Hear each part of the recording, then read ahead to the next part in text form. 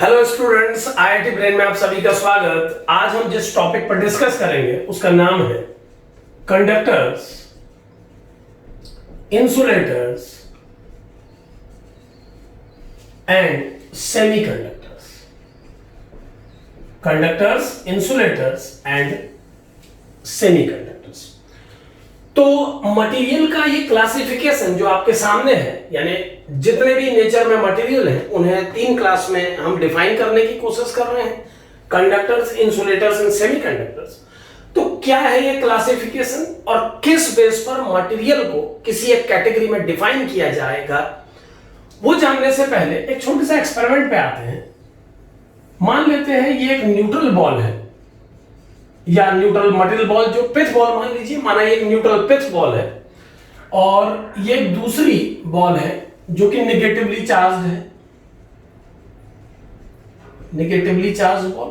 आप ये मान लीजिए कि ये negatively charge ball plastic ball है और ये पिथ बॉल है जो कि न्यूट्रल है। पिथ बॉल एक फोमी मटेरियल बॉल है जिसमें मटेरियल कोटिंग करके उसे चार्ज का अच्छा कैरियर बना दिया जाता है। मतलब ये पिथ बॉल अपने में वेल चार्ज को प्लेस कर सकती है। तो ये एक न्यूट्रल पिथ बॉल है, ये एक नेगेटिवली चार्ज प्लास्टिक बॉल है। दो अलग अलग एक्सपेरिमेंट यहां पर हम करेंगे। पहले एक्सपेरिमेंट में साइंटिस्ट लोगों ने ये पाया कि जब इन दोनों बॉल्स को एक मेटल की रॉड से कनेक्ट किया जाता है, मेटल रॉड से या मेटल वायर कह लीजिए, जब एक मेटल वायर से हम इन दोनों बॉल्स को, एक न्यूट्रल है और एक नेगेटिवली चार्ज है, जब हम कनेक्ट करते हैं तो हमने देखा कि ये जो नेगेटिवली चार्ज प्लास्टिक बॉल है, इससे कनेक्ट होने के बाद ये न्यूट्रल बॉल भी कुछ चार्ज एक्युमुलेट कर लेती है। यहां पर ध्यान रहे, मेटल वायर के रूप में आप copper wire, aluminium wire use कर सकते हैं या आयरन वायर आप इस्तेमाल कर सकते हैं।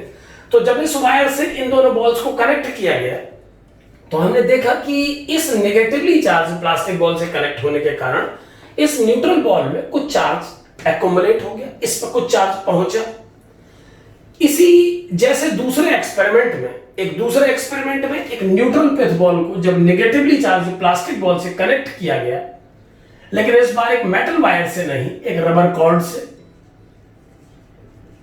या एक प्लास्टिक वायर से, प्लास्टिक कॉर्ड मान लीजिए।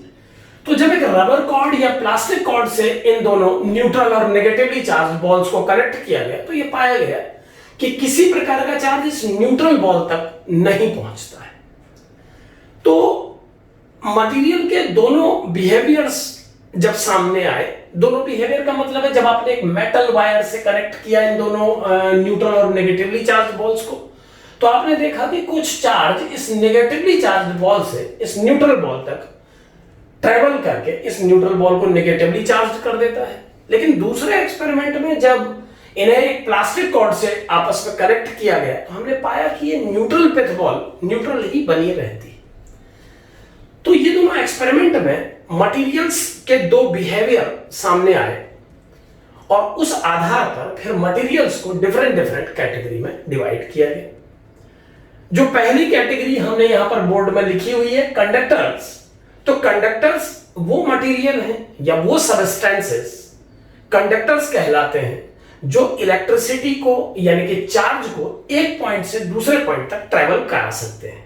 हमने पहले एक्सपेरिमेंट में देखा कि मेटल रॉड से कनेक्ट करने पर चार्ज एक बॉल से दूसरी बॉल तक ट्रेवल हुआ, लेकिन दूसरे एक्सपेरिमेंट में हमने प्लास्टिक और रबर के बिहेवियर को देखा जिन्होंने चार्ज को एक पॉइंट से दूसरे पॉइंट तक मूव नहीं होने दिया। मटेरियल्स या वो सबस्टेंसेस जो चार्ज को एक पॉइंट से दूसरे पॉइंट तक ट्रेवल कराते हैं कंडक्टर्स कहलाते हैं। कंडक्टर्स के अच्छे एग्जांपल्स में मेटल वायर्स, सभी मेटल्स इलेक्ट्रिसिटी के अच्छे कंडक्टर हैं।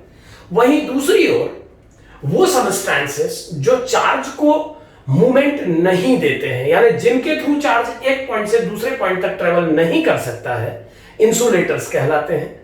इंसुलेटर्स के एग्जांपल्स में प्लास्टिक, रबर या वुड या ग्लास, आप इन सभी को इंसुलेटर्स के एग्जांपल में ले सकते हैं। और भी इसी तरीके के बहुत सारे एग्जांपल्स कंडक्टर और इंसुलेटर्स के लिए दिए जा सकते हैं। ह्यूमन बॉडी इलेक्ट्रिसिटी का एक अच्छा कंडक्टर है, इसके थ्रू चार्ज एक पॉइंट से दूसरे पॉइंट तक ट्रेवल कर सकता है, या यूं कहिए कि करंट ह्यूमन बॉडी से पास होके ट्रेवल कर सकती है। अर्थ को भी एक अच्छा कंडक्टर माना गया है, यानी हम किसी इलेक्ट्रिकल पॉइंट को छूते समय अगर हमारे पैर में चप्पल नहीं है और हम जमीन पे नंगे पांव खड़े हैं तो हमें करंट लगता है, यानी चार्ज हमारी बॉडी से थ्रू होता मूव करता हुआ अर्थ तक जा सकता है। तीसरी कैटेगरी जो यहां पर आप देख पा रहे हैं सेमीकंडक्टर्स, वो सेमीकंडक्टर्स कंडक्टर्स और इंसुलेटर्स के इंटरमीडिएट है। इंटरमीडिएट बोलने से मेरा अर्थ यह है कि सेमीकंडक्टर्स करंट को कंडक्टर्स के कंपैरेटिवली ज्यादा और इंसुलेटर्स के कंपैरेटिवली कम रेजिस्टेंस ऑफर करते हैं। अब करंट के फ्लो में रेजिस्टेंस का क्या मीनिंग है, ये जब हम करंट इलेक्ट्रिसिटी टॉपिक पर डिस्कस करेंगे तो वहां पर इस पर डिटेल में चर्चा होगी। फिलहाल सेमीकंडक्टर्स को आप ऐसे समझें कि सेमीकंडक्टर्स कंडक्टर्स और इंसुलेटर्स के इंटरमीडिएट हैं। इनके द्वारा प्रोवाइडेड रेजिस्टेंस कंडक्टर्स से कम, कंडक्टर्स से ज्यादा, लेकिन इंसुलेटर्स से कम होता है। एक बात और ध्यान दें, अगर हम इस क्लासिफिकेशन को केमिस्ट्री से कनेक्ट करें तो जनरली अगर सामान्यतया बात की जाए तो मेटल्स वे हैं जिनके लास्ट ऑर्बिट में, या कंडक्टर्स वे हैं जिनके लास्ट ऑर्बिट में इलेक्ट्रॉन्स की संख्या 1, 2 या 3 होती है, ताकि वो अपने इलेक्ट्रॉन को डोनेट करा सके या सरफेस पे फ्री कर दे मूवमेंट के लिए। वहीं दूसरी ओर इंसुलेटर्स ऐसे सबस्टेंसेस हैं, यानी वो सबस्टेंसेस इंसुलेटर्स की कैटेगरी में आते हैं जिनके लास्ट ऑर्बिट में इलेक्ट्रॉन्स बाउंडेड हो या उनकी संख्या 1, 2 या 3 नहीं है। जितनी भी गैसेस हैं वो सभी इंसुलेटर्स की कैटेगरी में आती हैं, क्योंकि इनके लास्ट ऑर्बिट में इलेक्ट्रॉन की संख्या मोर देन 3 होती है। कार्बन फैमिली के कुछ मेंबर्स जिनके लास्ट ऑर्बिट में इलेक्ट्रॉनों की संख्या 4 है, वो सेमीकंडक्टर्स के अच्छे उदाहरण हैं। तो आप केमिस्ट्री के पॉइंट ऑफ व्यू से 4 electron, less than 4 electron and more than 4 electron को एक जनरल क्लासिफिकेशन मान सकते हैं। तो ये सभी जो एग्जांपल मैंने दिए, ये कंडक्टर्स, इंसुलेटर्स और सेमीकंडक्टर्स को डिफर करते हैं। Thank you.